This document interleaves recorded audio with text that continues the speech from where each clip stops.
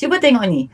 Ada orang simpan beribu-ribu gram dalam akaun emas Cap. Tak takut hilang ke? Ramai yang tanya, tak apa ke simpan dalam akaun emas Cap tu banyak-banyak? Tak takut hilang ke? Yelah kan, kita tak pegang dekat tangan. Melainkan kita pegang dekat tangan fizikal macam ni, kita nampak kan? Okay, first thing first, akaun Cap ni a trusted platform untuk kita simpan gerai emas. Sebab ada je orang yang nak simpan emas tapi dia takut nak pegang dekat tangan sendiri. Mungkin kawasan perumahan mereka tak selamat ataupun mereka takut hilang dan sebagainya.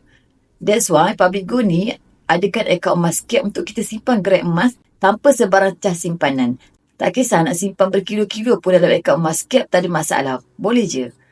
Dan untuk pengetahuan semua, emas yang kita simpan dalam akaun emas Cap tu adalah emas fizikal. Cuma Public Go tolong simpankan untuk kita. Emas fizikal tersebut disimpan di public safe di Pulau Pinang dan di bawah insurans Lompat International Berhad.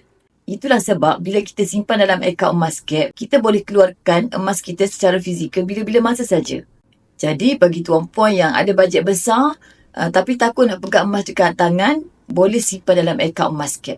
Bagi yang berminat nak mulakan simpanan emas di Public Go di bawah bimbingan saya, boleh rujuk video di profil atau klik link di bio, saya akan bimbing sebaiknya.